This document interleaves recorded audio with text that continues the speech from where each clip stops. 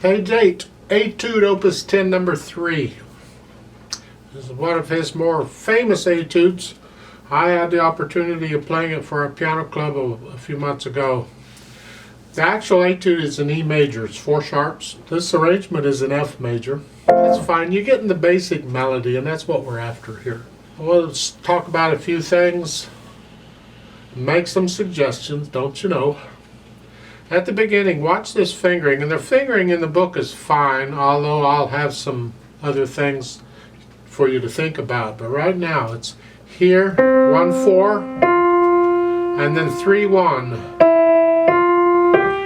Make it legato with the fingers, you know, forget the pedal for a bit. We want to connect it with the fingers as best we can. So you're here again.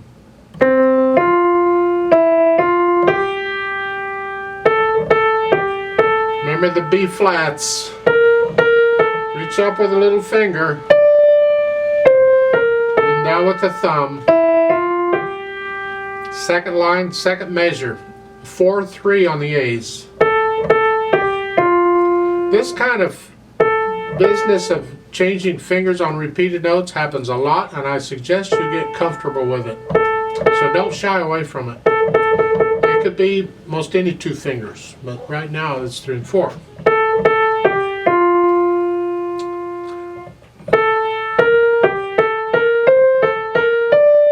I don't see a lot going on here. It's just eighth notes and quarter notes, and the occasional half note. So go down to the last line on page 8. Again, 4-3 on those A's because you're here. Next measure, 4-3 on the B flats.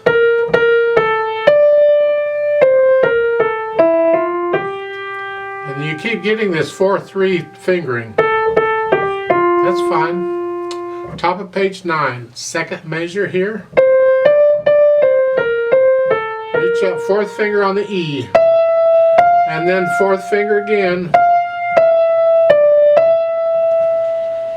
You can put thumb on the black key if you want, but I like their fingering of not, and that makes the 3rd finger a little more comfortable. Second line, last measure there on page 9. You're here, and then for the 8th notes, reach up, here, and then here. Now the first ending there in the 3rd line, you finished it off. Now you're getting back ready to repeat back up to the top of page 8 at the reverse repeat sign. So just lift up and move. You can reposition yourself. You can, if you want, use 3rd finger down here. You can just go 3rd finger to 3rd finger. It's between phrases. You're going to do that. And that puts you in position then to go on without crossing over the thumb. Here. So let me explain that a little more. I'm starting with this first ending there on page 9. You have 3rd finger on that dotted half note. I'm going to lift up for the quarter note and use 3rd finger again. Then when I repeat back to the top of page 8, I'm in position. I'm just going to stay here. So rather than using their fingering, I'm just doing this, and for the next measure, I'm going to do 4-3, because we've been doing 4-3, why not? And then we're back to their fingering. That's a suggestion. If their fingering is fine, you can use 2nd finger there in the first ending, and then here, and then cross over. I just don't care for it. Why cross over the thumb if you don't have to? Let's go back to page 9. 3rd line down. Now for the 2nd ending. Well, start with the first measure and go to the 2nd ending. We're going to skip the first ending is what I'm saying. You're here, then here. There's that 3rd finger, and then lift up and do 4th finger. Ugh, that is so unpianistic. I mean, there's times when you may have to do that, but no. Again, starting with the first of the line there. You're here, then rather than 3rd finger, put 5th on it. Just scrunch up a little bit. Now you're in position. You don't have to do that calisthenic they're saying. And that's what I would recommend. For the left hand, we just got these broken chords. Keep the left hand soft. What we want to hear is all in the right hand. So this Alfred bass pattern. Remember the B flats. I'm just transferring weight from note to note. This is real calm and it's all legato as best I can. Just keep it calm, just under, subdued. Then we get to the tricky part. Oh boy. Second line, second measure. We'll start there. This isn't tricky, but it's going into it. Then cross over with the second finger to the E flat. Because now you're in this position. So for that second measure again, you're here.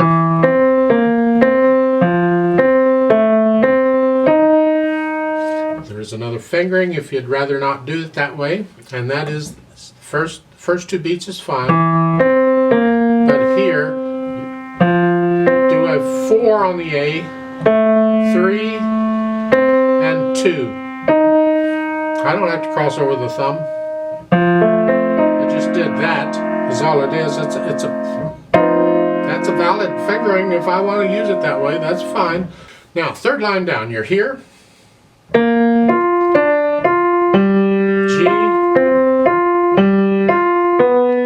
Keep in mind, this is Chopin. Chopin had some interesting harmonies that were new for the time. That were today we don't think about them too much, but you're going to get this kind of stuff in Chopin.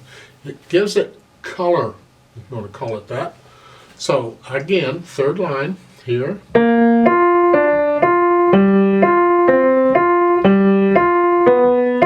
Now you're going to have to reach up because the reach is too much from here to here. Unless you've got really big hands, you just reach up and go down. There's another way of doing it. I ain't getting into it, but that's just here. And for that. This is the second measure of the third line. For the last two beats, they're saying here, I'm saying you can go 5, 4, 3, 2. We're back to this type of thing again. We've had this before up here.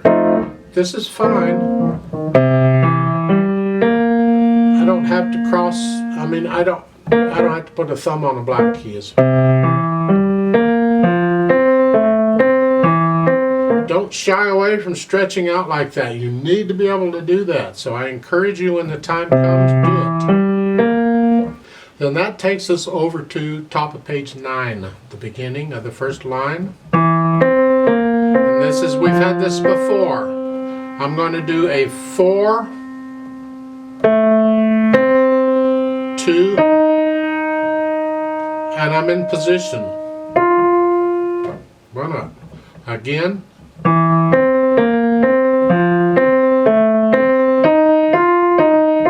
Well, just going on. Second measure of the first line, you're up here in the stratosphere. And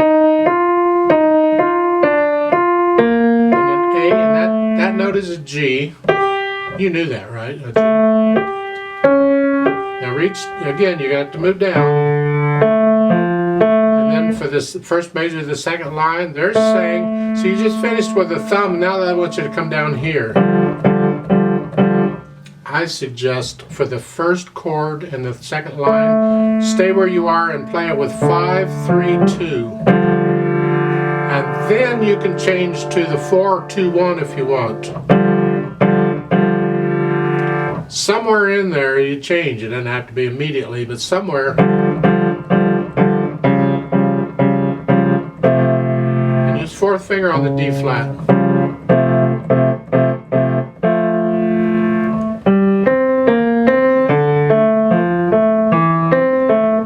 Now that takes us down to the third line. Let's take a look at this. At the beginning of the line is fine.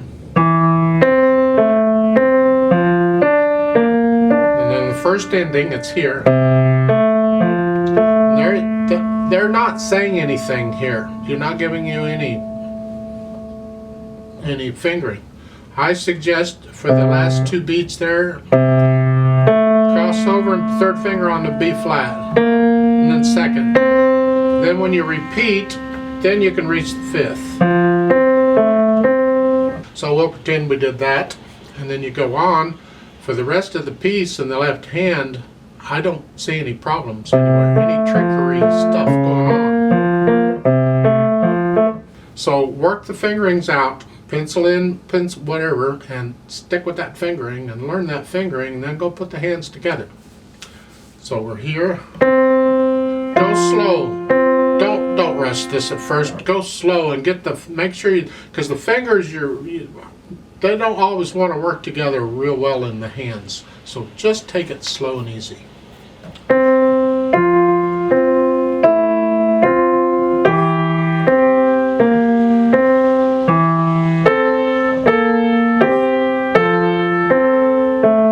Now this may seem easy for you and you want to tend to speed this up. Don't. If you got to, use a metronome to keep it slow, because when you get to the hard part, because you don't want to be doing this fast and something else slow, and this fast and something else slow. That is a trap that people fall into, and I encourage you, don't. Self-control here, keep it slow throughout. So the last measure, the first line is here. So that sounds wonderful, don't it?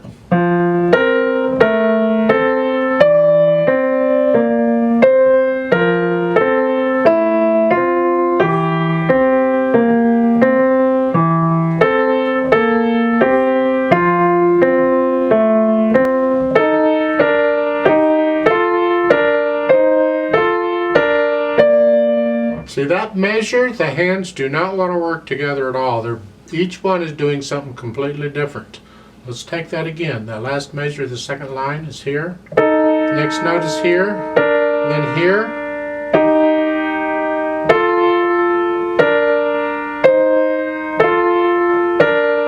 So you just have to work that out really, really slowly and spend extra time on this measure and going over that until you can get that back.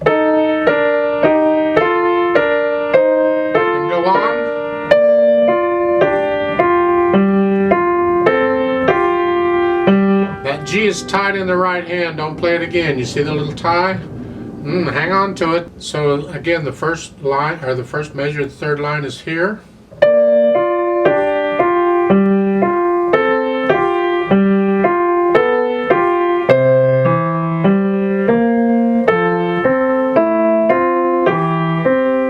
We'll do this, that we've had all this before. Let's go up to the top of page 9.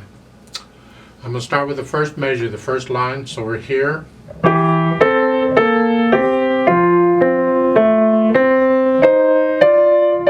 Again, the two hands are not doing the same kind of stuff, so careful.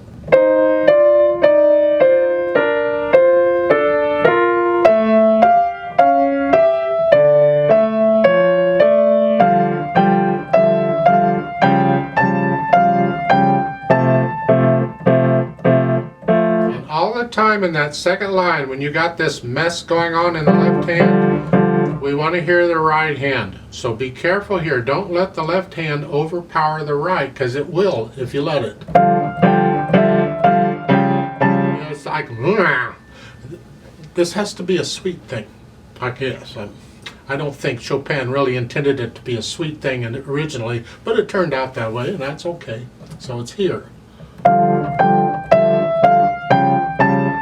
Want to hear the right hand.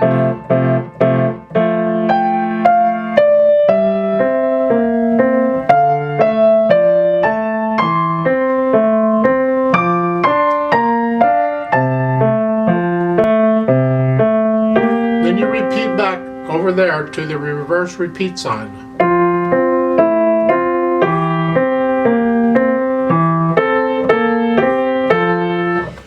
Let's pretend we did all that again. Now we're back over to page 9 and the third line, and this time we're going to skip the first ending and go to the second, depending on which way you're going. I don't know. So you're up here. Fifth finger on that. And I use second finger on the D flat, just so I don't have to put a thumb on a black key. Then you back down softly.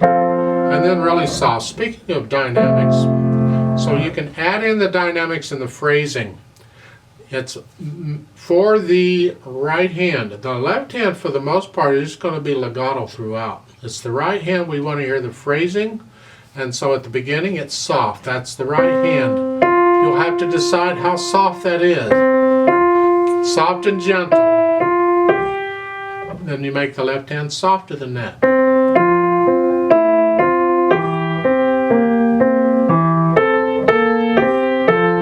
So at the beginning, we want to follow the phrasing and just lift up a little bit in the right hand between each phrase, but keep the left hand legato. Good luck with all that. Softly, the right hand, the left hand is very soft.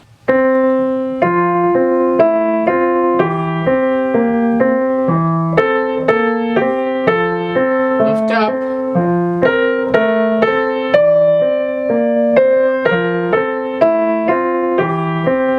Lift up.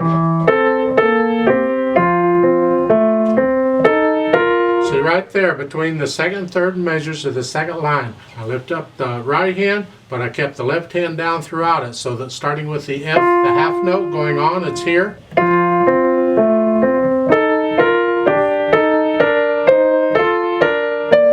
There's a crescendo in that measure. You're going to grow just a little bit up to sort of loud. Not loud, just sort of loud. So again, the last measure of the second line, you're starting it soft.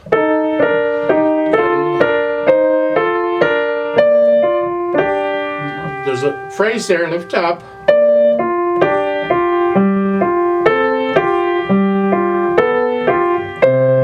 Now come back down with the left. And that left hand has to go all the way down to very soft in order for that to work.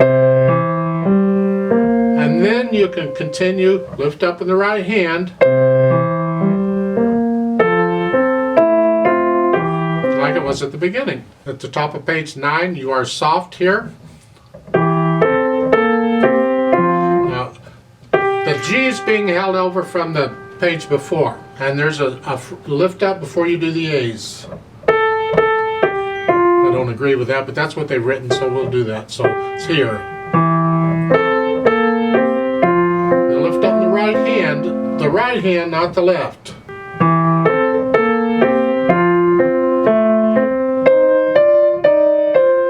This has a crescendo, and what you're going to do is take your time, because we don't want to be loud until the second measure of the second line. So plan this out.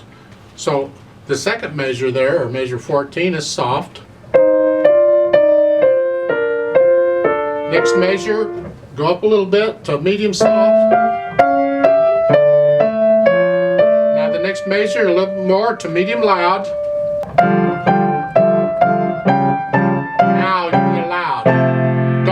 Before that note. That's the note you're after. So all of this you're just building up. Again, starting with the second measure of the second line. It's here.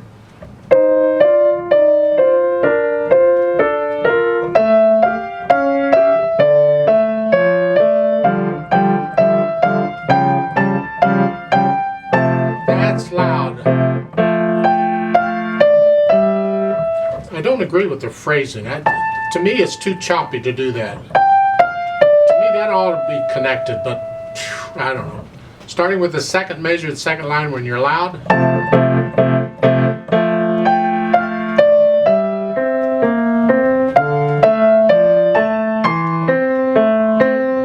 Then in the third line down, now you're coming down a little bit to sort of loud.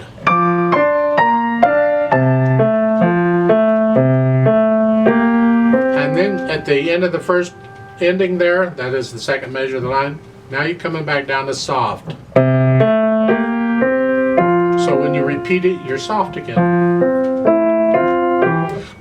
So we'll pretend we did all that. Now go back over to page 9 on the third line. This time we're going to skip the first ending and go to the second, because here we're loud at the beginning of the line. Come down to sort of loud. Now come down again, sort of soft. Now you're soft. Both hands. And then very soft at the end. So that's the dynamics and the phrasing, and you get all that worked out. And we did all that without pedal. And the reason we do it without pedal is so we can hear every note cleanly and clearly, because the pedal will tend to blur things and cover things up. We want to make sure we have all the mechanics of the fingers out of the way and all that junk, so when we do the pedal we can focus more on the pedal and the sound it's making, or the effect it's having on the overall sound. So do the pedal last. Now they're showing overlapping pedal every 2 beats or every beat, wherever, pretty much throughout the whole piece. If I do it that way, it sounds like this.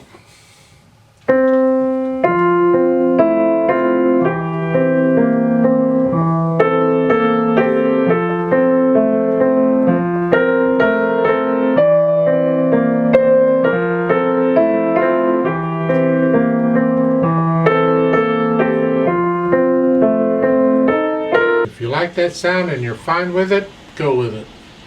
I don't like that sound. I'm going to make some suggestions. Minor ones. It complicates the pedaling a little bit, but I think it improves the sound. And that is on these notes, like in the first full measure where we're pedaling, the last half a beat, or the last 8th note of each, right before it shows a pedal change, I lift the pedal up. So the pedal is up for half a beat. In other words, at the beginning of this, it's down until I play the F and the C, or the C and the F. I lift it up right there. I don't push it down until I play the next note. And on that last 8th note, I lift it up again. So I'm only pedaling the first 3 8th notes of each group. Here, up, up, up, up. Just cleaning out that sound. And this is what it sounds like if you do it that way.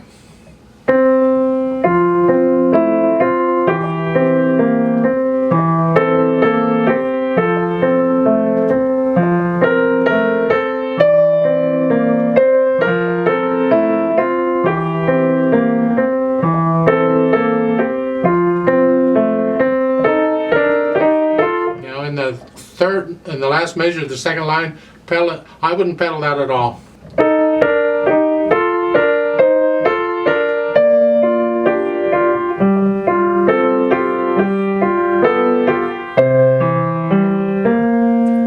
Again, third line down, second measure, here, I lift the pedal up when I play the B flat. It cleans all that sound out. It helps to make the decrescendo too.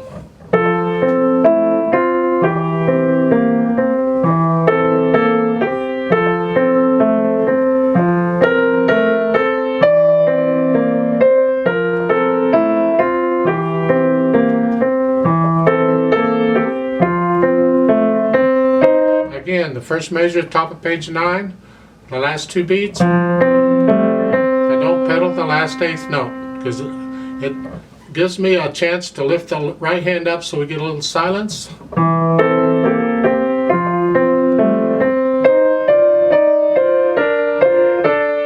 if you're going to pedal the second measure, do it every beat. In fact, the last 2 measures, do it every beat if you're going to pedal that.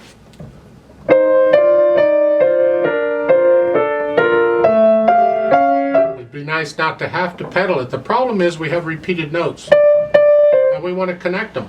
You got to use the pedal if you want to connect them. So here we are. But lift it up.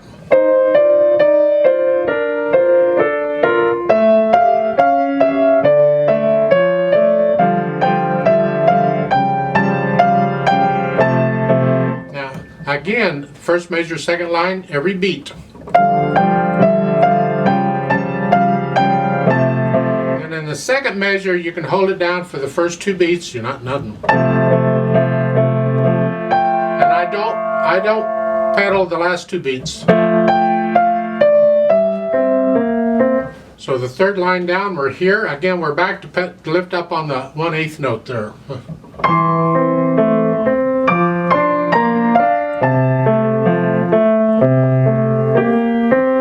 And then when you again, I don't pedal the 8th note, and then when you repeat, it's the same thing. We'll pretend we went through all that again, and we're back over to page 9. Third line down, you're up here.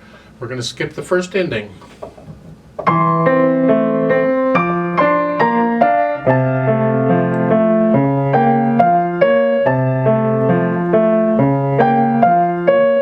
And in the last line, now keep in mind I'm still not pedaling that 1/8 note. That's what I've been doing. But in the second measure, I'm going to go ahead and pedal it pretty much close to what they're showing. So the last line there.